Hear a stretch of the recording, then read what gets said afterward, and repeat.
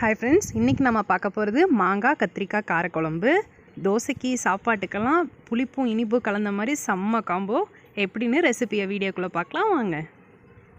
மாங்காய் கத்திரிக்காய் காரக்குழம்புக்கு நம்மளுக்கு தேவையானது ஒரு பெரிய கிளிமுக்கு மாங்காய் அறுத்து வச்சுருக்கேன். உங்களுக்கு கிளிமுக்கு மாங்காய் கிடைச்சா நீங்கள் இதை யூஸ் பண்ணிக்கலாம். இல்லைனா உங்களுக்கு எந்த மாங்காய் கிடைக்குதோ அதுக்கு ஏற்ற மாதிரி நீங்கள் பண்ணிக்கலாம். கிளிமுக்கு மாங்காய் கொஞ்சம் புளிப்பு கம்மியாக இருக்கும், அதனால் நான் ஒரே ஒரு சின்ன தக்காளி மட்டும் சேர்க்குறேன். வேறு ஏதாவது புளிப்பு அதிகமானது கிடச்சிச்சு அப்படின்னா நீங்கள் இந்த தக்காளி கூட அவாய்ட் பண்ணிக்கலாம். இல்லைனா ஹாஃப் தக்காளி சேர்த்துக்கலாம். கருவேப்பிலை, சின்ன வெங்காயம் 10, சாம்பார் தூள், மல்லித்தூள், 1/4 டீஸ்பூன் மஞ்சத்தூள், கல்லுப்பு.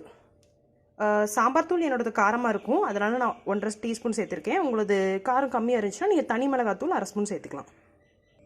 2 கத்திரிக்காய் வெட்டி தண்ணியில் போட்டு வச்சுருக்கேன் கற்காமல் இருக்கிறதுக்காக. கடாய் நல்லா காஞ்சதும் நல்லெண்ணெய் ஊற்றிக்கோங்க. நல்லெண்ணெய் தான் சமையலுக்கு நல்லா டேஸ்ட் தரும். காரக்குழம்பு வத்த குழம்புக்கெல்லாம் நல்லெண்ணெய் ஃப்ளேவர் தான் அமர்க்கலமாக இருக்கும். கொஞ்சம் தாராளமாகவே எண்ணெய் சேர்த்துக்கோங்க, அப்போ தான் குழம்புல நல்லா எண்ணெய் பிரிஞ்சு வரும்போது நல்லா மணமாக இருக்கும். எண்ணெய் காஞ்சதும் கொஞ்சம் கடுகு வெடித்ததும் 1/2 ஸ்பூன் இல்லைனா 1/4 ஸ்பூன் வெந்தயம் சேர்த்துக்கோங்க. வெந்தயம் காரக்குழம்புக்கு நல்ல மணம் தரும். வெந்தயம் கருகிடாமல் இந்த மாதிரி லைட்டாக ப்ரௌனிஷ் ஆனதுமே மற்றதெல்லாம் சேர்த்துடணும். கருவேப்பிலை, சின்ன வெங்காயம்,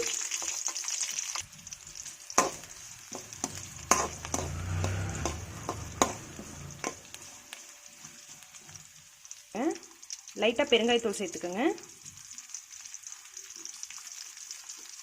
சீரகம் 1/2 ஸ்பூன் சேர்த்திக்கோங்க. தாளிக்கும் போதே சேர்க்கணும், நான் மறந்துட்டேன்.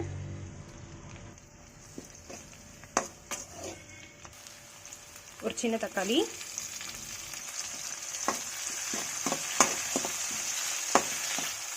தக்காளி ஓரளவுக்கு வதங்கினதுமே கத்திரிக்காயை சேர்த்துருங்க. மாங்காயும் கொஞ்சம் நேரம் கழித்து சேர்த்திக்கலாம். இப்போ இதில் நம்ம மசாலா தூளை பூரா நான் சேர்க்குறேன்.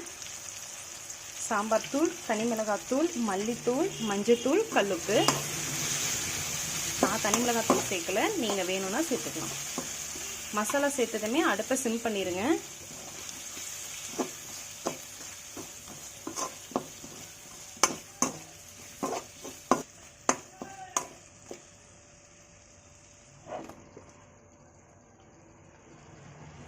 எல்லாம் சேர்த்துட்டேன்.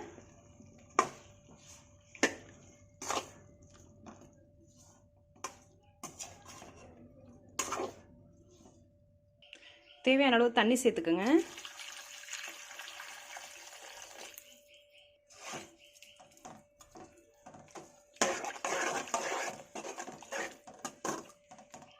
இப்போ இது நல்லா கொதிக்கட்டும். கொஞ்சம் கொதிச்சதுமே இறக்கிடலாம். மசாலா வாசலாம் போகிற வரைக்கும் கொதிக்கணும். இந்த மாதிரி நல்லா எண்ணெய் பிரிஞ்சு வந்ததுக்கப்புறம் ஒரு 1/2 ஸ்பூன் கரும்பு சக்கரை இல்லைன்னா ஒரு சின்ன பீஸ் வெள்ளைத்துண்டை சேர்த்துக்கோங்க. இது அந்த புளிப்புக்கும் இனிப்புக்கும் சேர்த்து செம்ம காம்பினேஷனாக இருக்கும். மாங்காய் வாசம் சும்மா பட்டையை கிளப்புதுங்க. கண்டிப்பாக ட்ரை பண்ணி பாருங்கள். ட்ரை பண்ணி பார்த்துட்டு உங்கள் கமெண்ட்ஸை ஷேர் பண்ணுங்கள்.